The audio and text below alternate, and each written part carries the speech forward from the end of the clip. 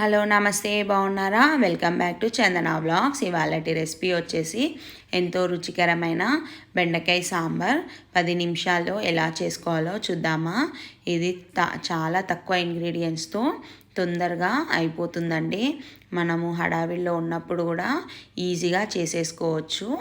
అయితే ఇక్కడైతే నేను ఫస్ట్ ఒక కడాయి పెట్టేసుకొని 2 టేబుల్ స్పూన్ల ఆయిల్ వేసుకున్నాను.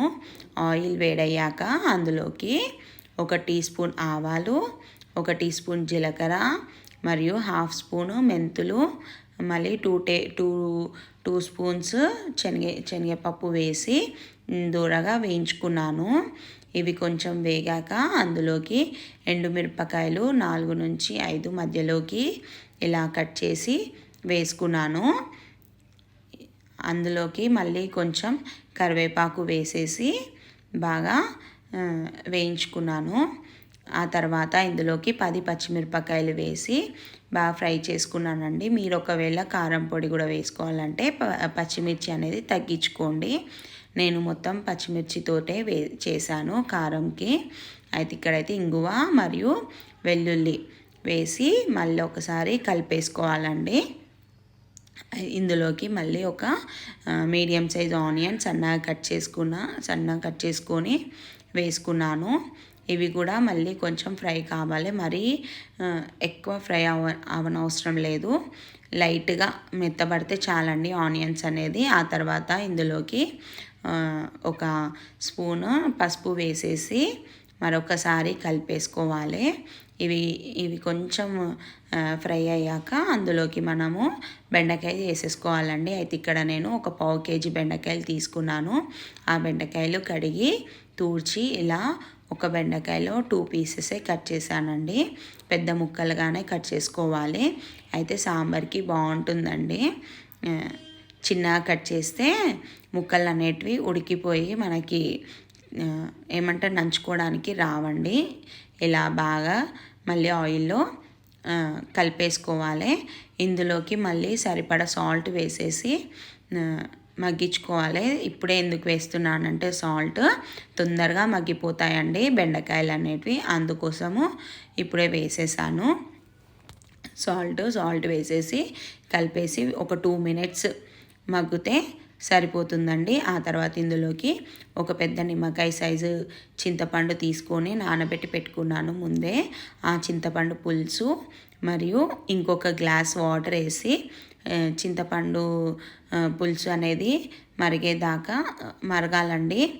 ఒక 5 మినిట్స్ మరిగితే సరిపోతుంది. హై ఫ్లేమ్ మీద పెట్టేసుకొని బాగా మరిగించుకోవాలి. ఇందులోకి నేను చెప్పాను కదా, ఏ పప్పు ఉడకబెట్టకుండా మనము ఇందులోకి చేసుకునే సాంబార్ అని చెప్పాను కదా.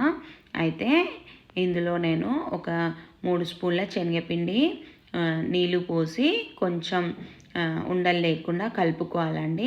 అయితే ఇదే అండి సాంబార్కి చిక్కదనం అనేది ప్లస్ టేస్ట్ అనేది వచ్చేది ఈ ట్రిక్కే అండి. అయితే ఇక్కడ చూపించాను కదా, ఇలా బాగా ఉండలు లేకుండా కలుపుకోవాలి. ఇది నా ఓన్ రెసిపీ ఏం కాదండి.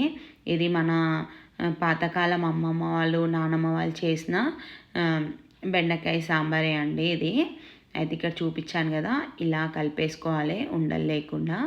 అయితే ఇప్పుడు మరుగుతున్న పులుసులో ఈ మనము కలిపి పెట్టుకున్న శనగపిండి వేసేసుకొని ఉండలు లేకుండా, అందులో కూడా ఉండలు కడతాదండి, మనం వేసి మళ్ళీ బాగా కలుపుకోవాలన్నమాట.